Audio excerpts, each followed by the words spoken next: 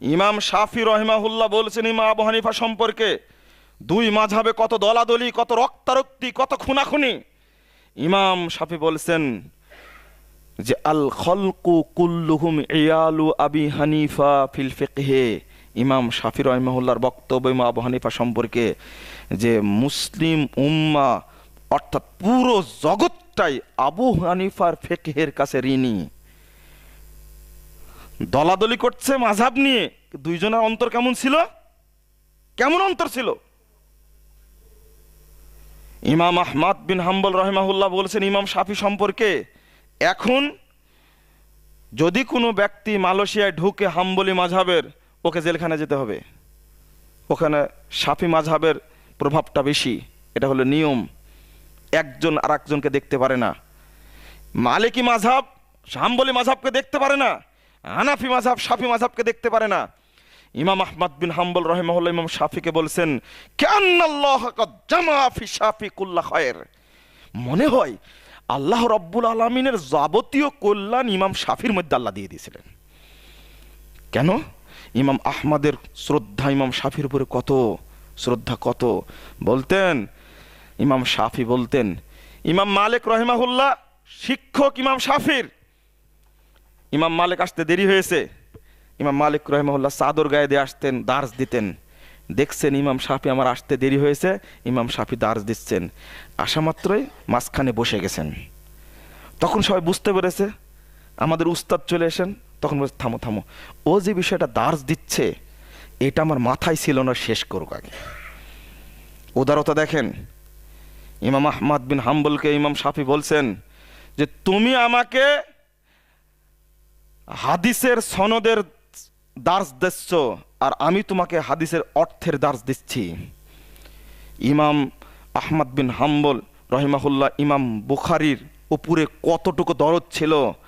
ইমাম বুখারী, আমি তোমাকে সনদ দিচ্ছি হাদিসের, তুমি আমাকে ফিকহের সনদ দান করো। ইমাম বুখারী রহিমাহুল্লাহ, যদি একজনের পরে একজন শ্রদ্ধা না থাকে, যদি একজন গোলামি করে, ওর পরে রহমত হবে না, এটাই বাস্তব। ইমাম বুখারী সম্পর্কে ইমাম ইবনে তাইমিয়া বলছেন লাউ লাম ইয়াখলিকিল্লাহুল বুখারী লামাদাররাল ইসলাম, যদি আল্লাহ পৃথিবীতে ইমাম বুখারীকে সৃষ্টি না করতেন তাহলে ইসলাম ক্ষতিগ্রস্ত হতো। সম্মান এভাবে দিতে হয়। ইমাম বুখারী ইমাম মুসলিম রাহিমাহুল্লাহর মধ্যে দ্বন্দ্ব পাকিয়েছিল ইহুদিরা, কুচক্রে দ্বন্দ্ব পাকিয়েছিল, কথা হয় না, দেখা হয় না, সাক্ষাৎ হয় না।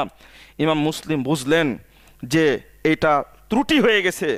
বুখারাতে যখন গেছেন, নিশাপুরে যখন গেছেন, লাখো জনতা ইমাম বুখারীকে দেখার জন্য গেছেন। ইমাম মুসলিম লাখো জনতার ঘাট বেয়ে চলে যাচ্ছেন, ইমাম বুখারী মঞ্চে বসে আছেন।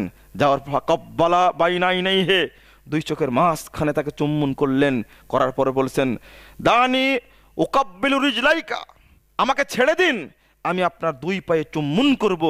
ইয়া সাইয়্যিদ আল মুহাদ্দিসিন, ইয়া উস্তাদ আল আসাতিজিন, ইয়া তবিব আল হাদিস ফিল ইলাল, তিনটা কথা বললেন। হে মুহাদ্দিস কুল সম্রাট, হে উস্তাদ কুল সম্রাট, হে হাদিসের সর্বশ্রেষ্ঠ ডাক্তার, আমাকে ক্ষমা করুন, আমি আপনার পায়ে চুম্বন করে আমি ক্ষমা নেব।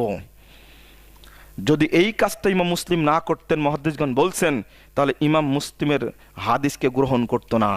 যে বাক্য তিনি উপস্থাপন করেছেন সহিহ মুসলিমের ভূমিকায় ইমাম বুখারীকে কটাক্ষ করে, এটা তার ভুল ছিল। ইমাম আহমদ ইমাম ইবনে তাইমিয়াকে সম্মান, ইমাম ইবনে তাইমিয়া সম্মান দিলেন ইমাম বুখারীকে। ইমাম ইবনে তাইমিয়া সম্পর্কে বলছেন মুহাম্মদ বিন আব্দুল ওয়াহাব রাহিমাহুল্লাহ, যে মুহাম্মদ বিন আব্দুল ওয়াহাবের ইলমের ফাউন্ডেশনটা ছিল ইবনে তাইমিয়া রাহিমাহুল্লাহ। ইমাম আলবানী রাহিমাহুল্লাহ ইবনে তাইমিয়া সম্পর্কে বলছেন ইয়া আইয়ুহাত তুল্লাব, হে বিশ্বের ছাত্রমণ্ডলী, ফাকরাউ কুতুবাশ শাইখাইন, তোমরা ইমাম আহমদ, ইমাম ইবনুল কাইয়িম, ইমাম ইবনু তাইমিয়া, ইবনুল কাইয়িম, ইবনু তাইমিয়া, ইবনুল কাইয়িমের বই তোমরা বেশি বেশি করে পড়ো। তাদের বইয়ের মধ্যে যে ইলম আছে, অন্য কোনো বইয়ের মধ্যে, কোনো ব্যক্তির বইয়ের মধ্যে ইলম পাওয়া যায় না। ইমাম আলবানী সম্মান দিলেন ইবনু তাইমিয়াকে।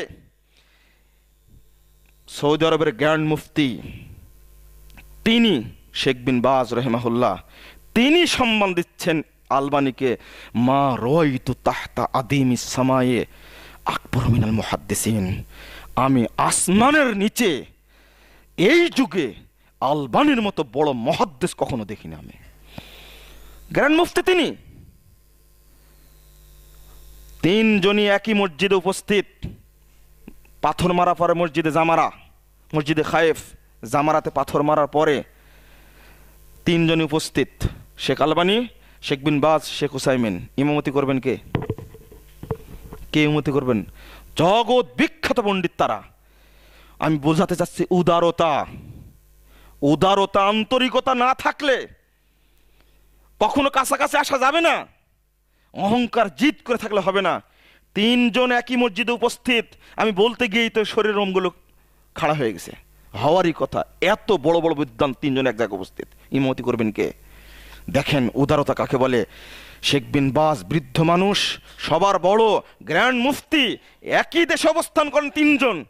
শেখ বিন বাজ রহিমাহুল্লাহ শায়েখ আলবানির পিঠে থাবা দেয়, বলছেন ফদ্দল, আপনি চলুন ইমামতি করুন।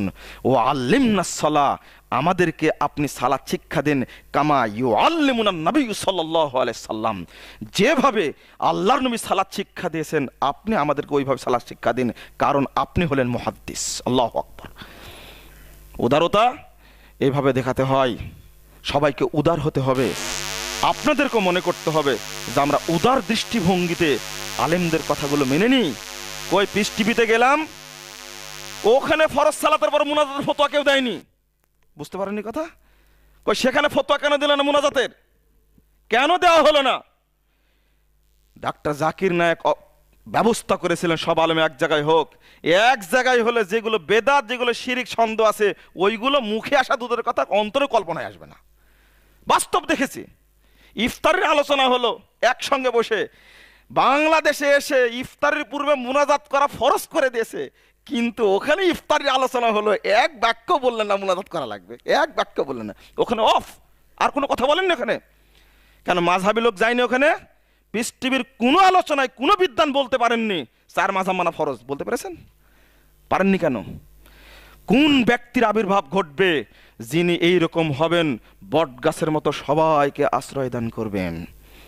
আমরা ফতোয়া দিই, দুই হাতে মুসাফা করা ফতোয়া বেদাত, বুকে হাত দেওয়া বেদাত, আর ঈদে মিলাদুন্নবী বেদাত। অতএব যে ব্যক্তি দুই হাতে মুসাফা করবে ও জাহান্নামী। আরে গুনাও তো সগীরা কবিরা আছে, আপনি মেরে দিলেন কথাটা। মুসাফা করে বুকে হাত দিল জাহান্নামী, মারি দিলেন এই ফতোয়া আপনি। বেদাতেরও তো মাত্রা আছে, আলেমের মাত্রা আছে না? আপনাকে বুঝতে হবে একটা জিনিস। দেখেন, আমার এই বিষয়ে কথা বলাটা অন্যায়। আমি একেবারে বয়সও অল্প, আর ইলম কালাম নাই জানিও না, এটা বাস্তব আমি স্বীকার করছি। তো এরপরেও যদি একটু আমরা ভাবতাম যে হ্যাঁ এলেম মানুষের কম বড়া আছে, থাকতে পারে, তো এই ক্ষেত্রে আমরাই কেন দ্বন্দ্ব করব, আর এক আলেম আলাক আলেমের উপরে কেন অভিযোগ আরোপ করবেন? এটা তো প্রয়োজন নাই। বন্ধুরা আমার, আমি কথা বলতে বলতে অনেক কথা বলে ফেললাম। আমি অনুরোধ জানাবো সবাইকে যে আমরা কাছাকাছি আসি। গত 22 এবং 23 তারিখ রাজশাহীতে সম্মেলন হলো, আলহামদুলিল্লাহ। মনে হচ্ছিল যে সবাই কাছাকাছি বসতে পারেন, আলহামদুলিল্লাহ, আমাদেরও ভালো লাগছে। আগামীতেও যেন আলেমরা পরস্পর একটু অন্তরটা নরম হয়ে সবাই যেন একসঙ্গে বসতে পারে, আর ফেরকা এবং ইখতিলাফ থেকে যেন আল্লাহ দূরে রাখেন আমাদেরকে। আল্লাহ যেন আমার তৌফিক দান করে, আল্লাহুম্মা আমিন। আল্লাহ তুমি মুসলিম উম্মার উপর রহম নাজিল করো, আমিন। আল্লাহ তুমি আমাদেরকে সিরাতে মুস্তাকিমের উপর অটল রাখো, আল্লাহুম্মা আমিন। আল্লাহ তুমি আমাদেরকে সহি আকীদা এবং আমল করার তৌফিক দান করো। আল্লাহ তুমি আমাদেরকে সিরাতে মুস্তাকিমে রেখে মৃত্যু দান করো, আল্লাহ।